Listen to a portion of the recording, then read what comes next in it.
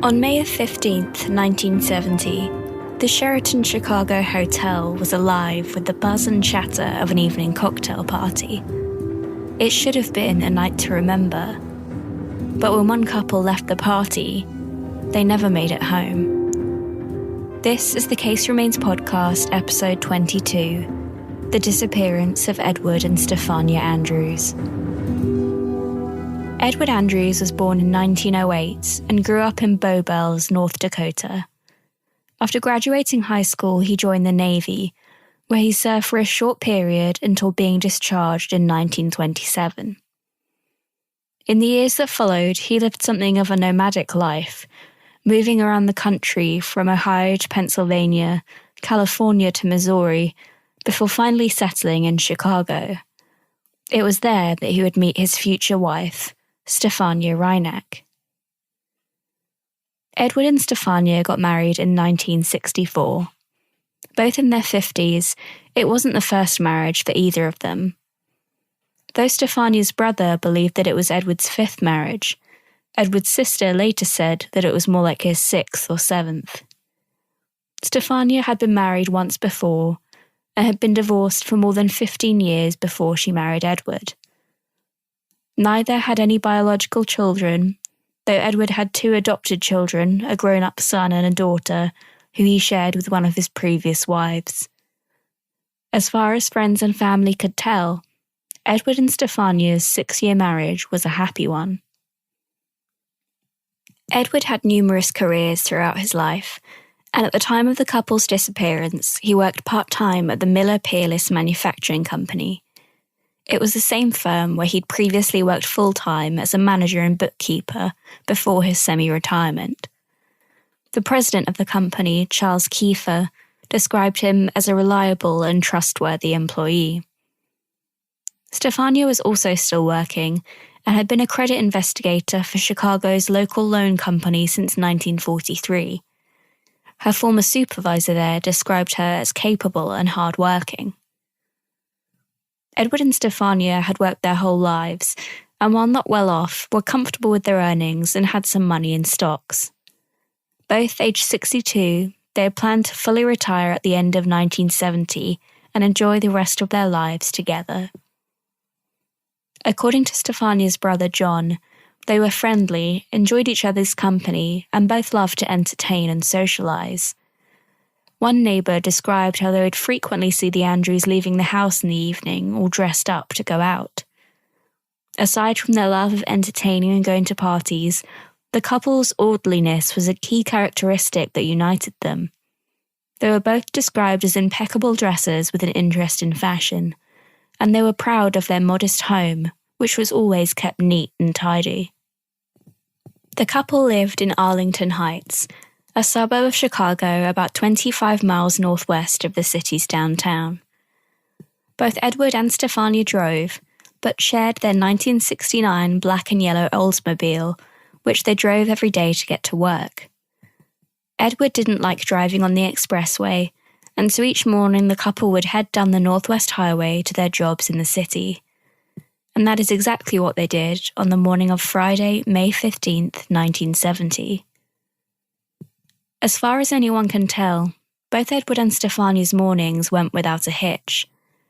At lunchtime, Edward went to grab some food at Pizzeria Uno, just a block or so down from his office.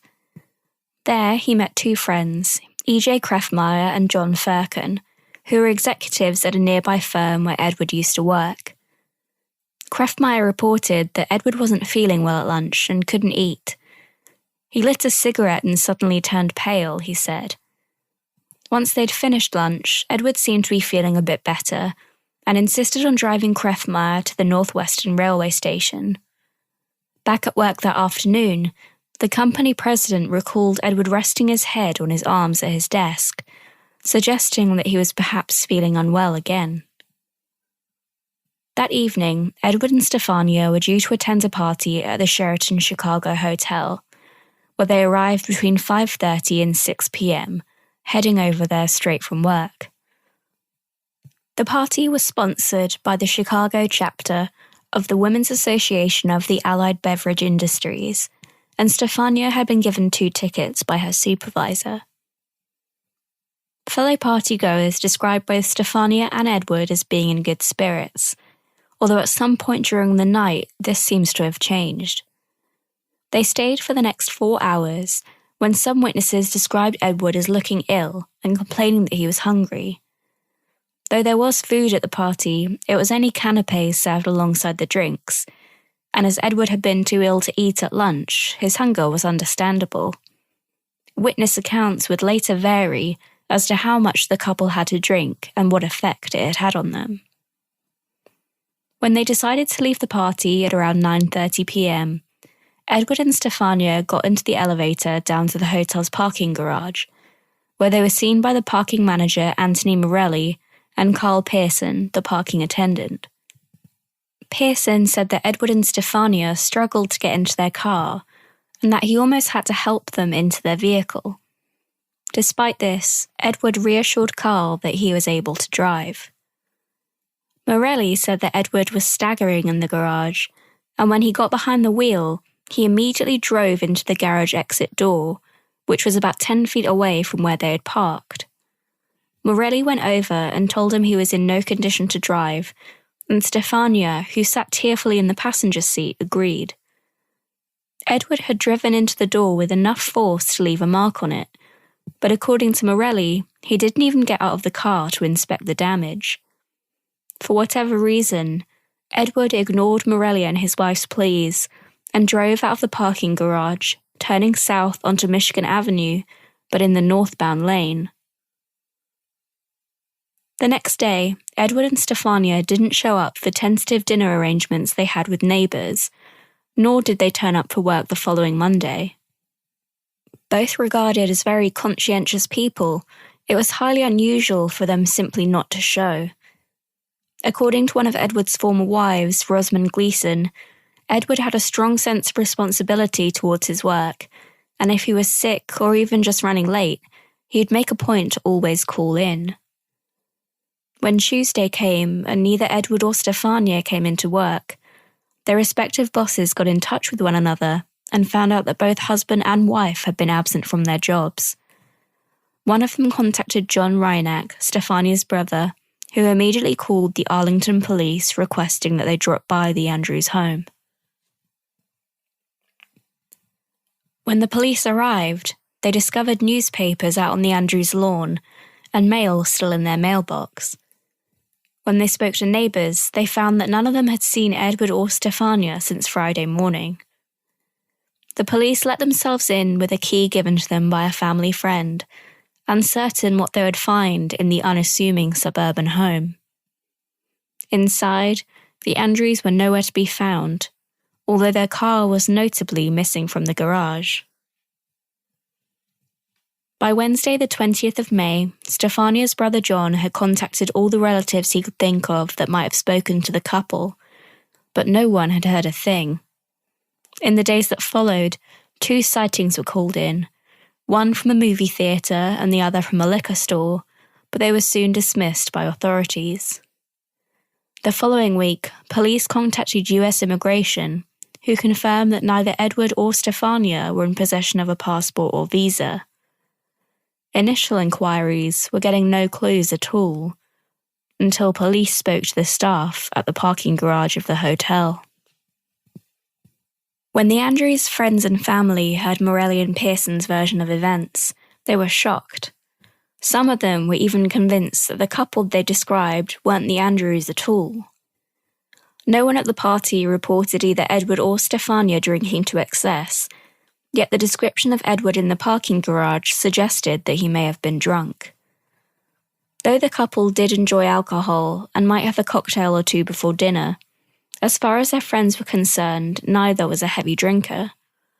Stephania's brother also found it odd that Edward, who was known for his neatness and care for his appearance, would have hit his car and not even gotten out to take a look.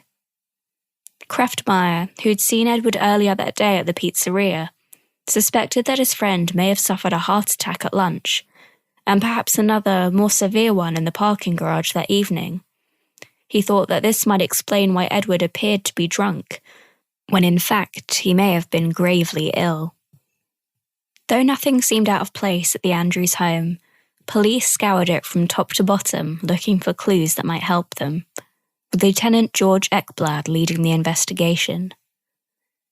A search of the home suggested that neither had been back since the morning of the 15th, the day of the party, as the breakfast dishes and grapefruit rinds were still out on the table.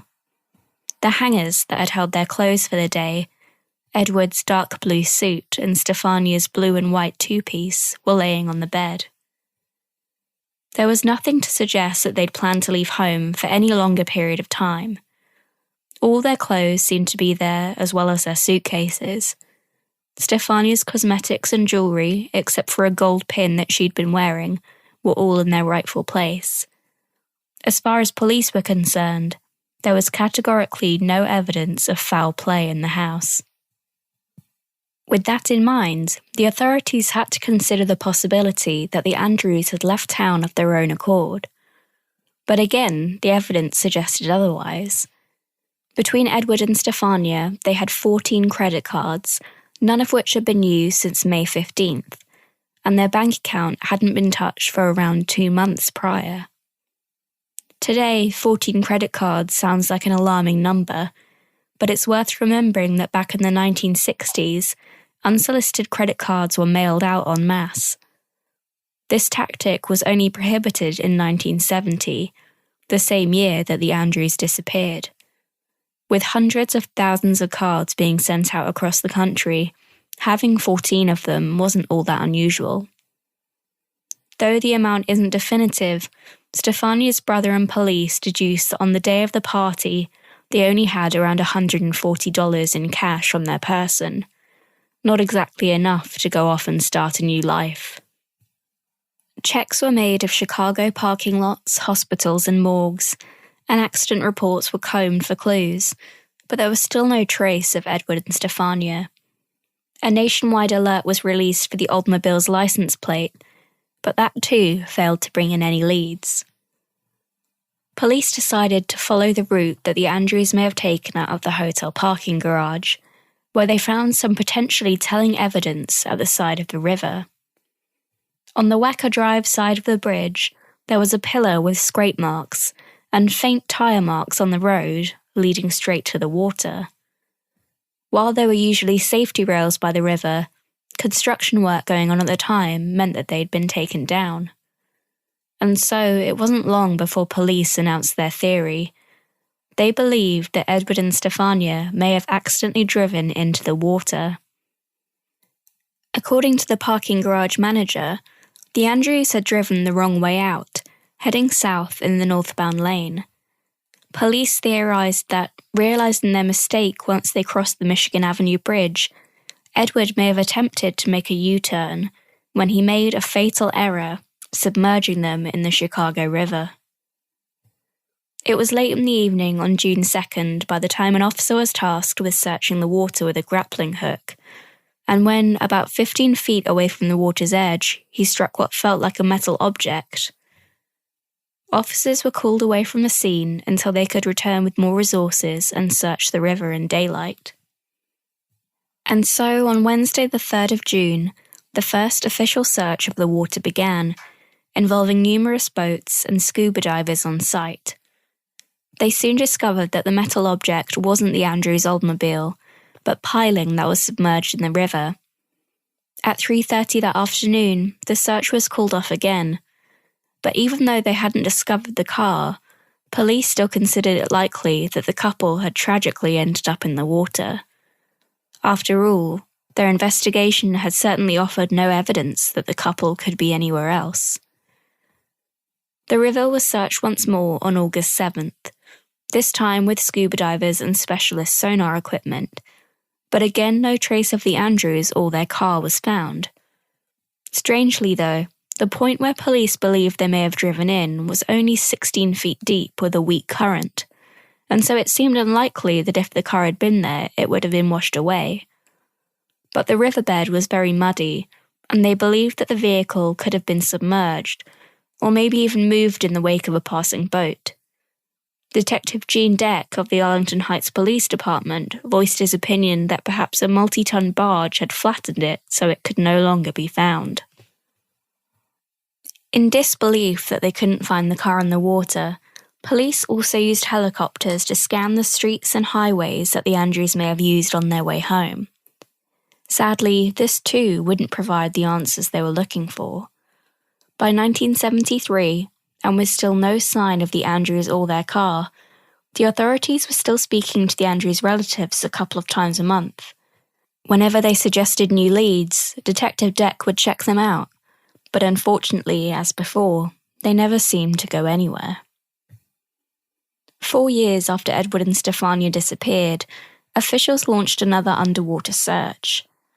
This time, it was of Ogden Slip, a section of the river leading to the vast and murky waters of Lake Michigan. If, like me, you're unfamiliar with Lake Michigan, let me provide you with a little context. Covering an area of over 22,000 square miles, or 58 square kilometers, it's one of the largest lakes in America. It's also bigger than a number of European countries. The new search for the Andrews was prompted after a tipster had called in the police.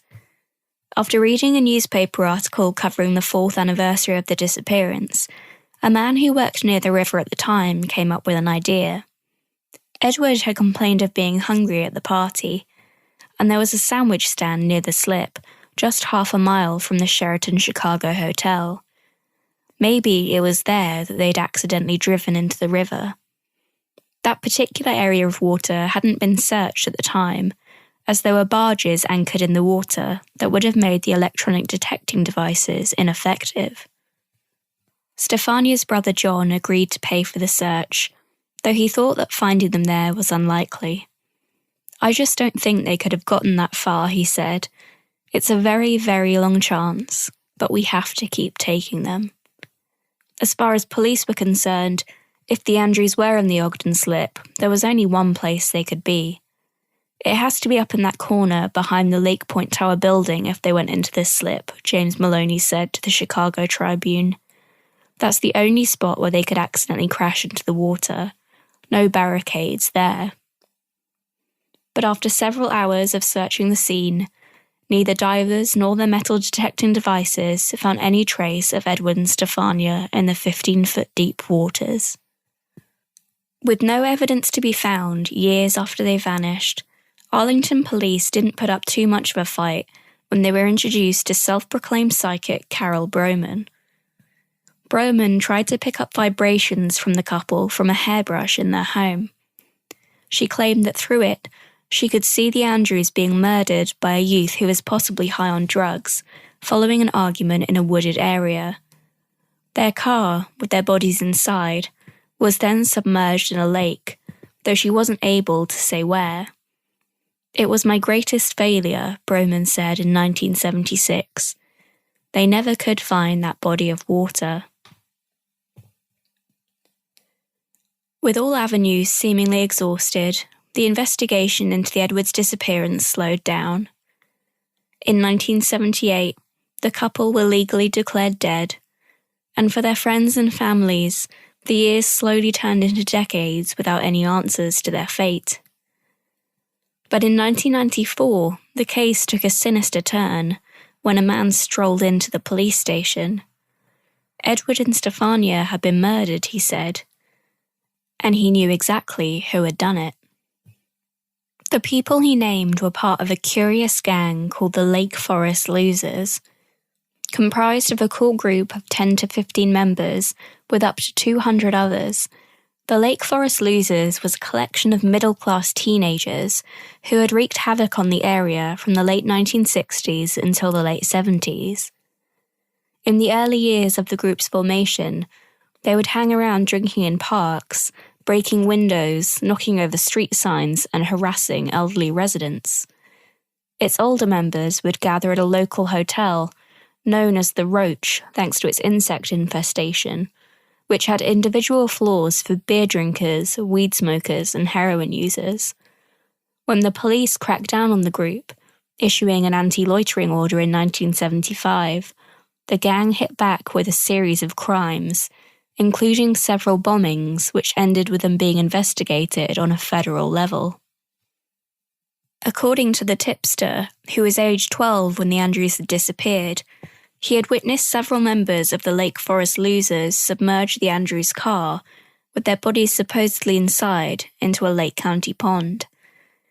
Now, almost 25 years later, police wanted to know why he hadn't come forward sooner. His reason was that he'd been suffering from amnesia. With an unlikely story and a number of errors in his account, police weren't convinced, but enough of what the man said had been true to make them take action. On the 2nd of August, divers combed a 100-foot stretch of the lake where the Edwards vehicle had allegedly been submerged. That morning, to their surprise, they discovered 2 pieces of metal that looked like they'd come from a car. That same afternoon, they found a large object buried in the muck at the bottom of the pond, and the search was immediately suspended. With no way to get equipment in to try and pull the object out of the water, it was marked with a buoy pending further investigation. Before police began the expensive and time-consuming process of dredging the area to lift the object out, they wanted to talk to the tipster again and check out the names of several youths that he'd given them in connection with Edward and Stephania's disappearance. Could it be that after all this time, the mystery would finally be solved? Unfortunately, their optimism was short-lived. 4 days later, police announced that the search of the pond was over. A salvage expert from Milwaukee, along with a police diver, had used a metal detector along the bottom of the pond. They searched the water for 2 hours before determining it was not a car that was submerged in the water. The salvage expert, Robert Chapman, had 20 years of experience at the time and had located more than 50 sunken boats and even some airplanes over the course of his career. He said that not only was there categorically no car in the pond, but that due to its weight, it would have been impossible for it to have floated away. Chapman also said that the floor of the pond was way too hard for a vehicle to have penetrated it, as per the police's initial theory. The car parts that had been found early on in the search were attributed to other stolen vehicles that had been dumped in the pond on previous occasions.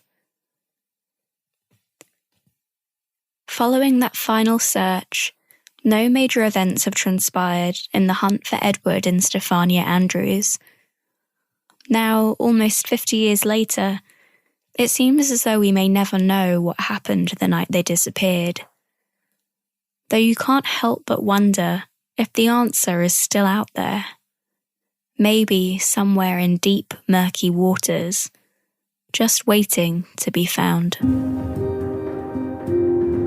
Thank you for listening to episode 22 of the Case Remains podcast. If you'd like to keep in touch, you can find us over on Twitter and Instagram with the handle Case Remains, or you can go to www.caseremains.com, where you'll find write-ups on missing persons cases and unsolved mysteries. Until next time, stay safe.